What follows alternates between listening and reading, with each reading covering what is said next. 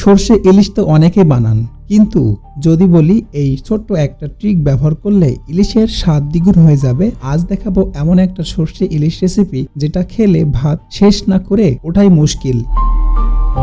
আসসালামু আলাইকুম, আপনাদের সবাইকে স্বাগতম আমার আরবিজিএল রেসিপি চ্যানেলে। আজ আমরা বানাবো খুব সহজে কিন্তু একদম রেস্টুরেন্ট স্টাইল সর্ষে ইলিশ। এই রেসিপিতে ইলিশ হবে নরম, ঝোল হবে দারুণ ঘন, আর সর্ষের ঝাঁজ থাকবে একদম পারফেক্ট। তো চলুন দেরি না করে দেখে নেওয়া যাক। একটা ইলিশ মাছ কেটে আমি এখান থেকে 6 টুকরো নিব।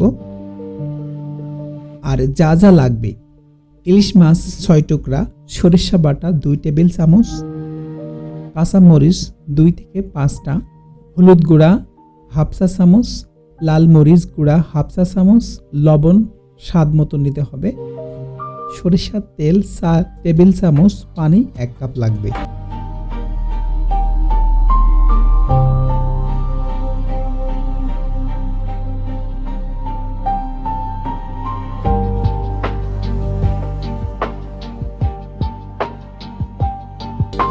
আমি এগুলো একটা পাত্রে সুন্দর করে সাজিয়ে নিয়েছি।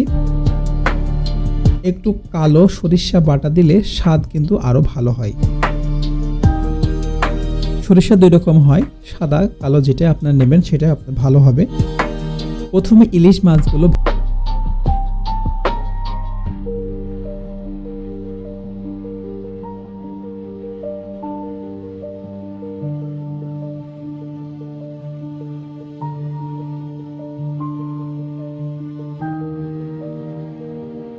সরিষা যেন বেশি তিতা না হয়ে যায়। এখন কড়াইতে সরিষার তেল গরম করুন। তেল গরম হলে তাতে মশলা মিশ্রণটা ঢেলে দেব। মাঝারি আঁচে 1 থেকে 2 মিনিট নেড়ে নেব। এরপর এর মধ্যে পানি দেব। ঝোল ফুটে উঠলে ম্যারিনেট করা ইলিশ মাছগুলো আলতো করে দিয়ে দেব। এবার কাঁচামরিচ দিয়ে ঢাকনা দিয়ে 6 থেকে 8 মিনিট রান্না করব। মাঝখানে একবার আলতো করে উল্টে দেব। ব্যাস, দেখবেন তেল উপরে উঠে এসেছে আর ঝোল হয়ে গেছে একদম পারফেক্ট।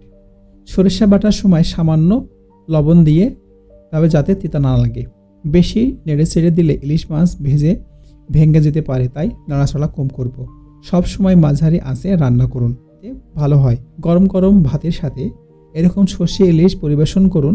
বিশ্বাস করুন, একবার বানালে বারবার খেতে ইচ্ছা করবে।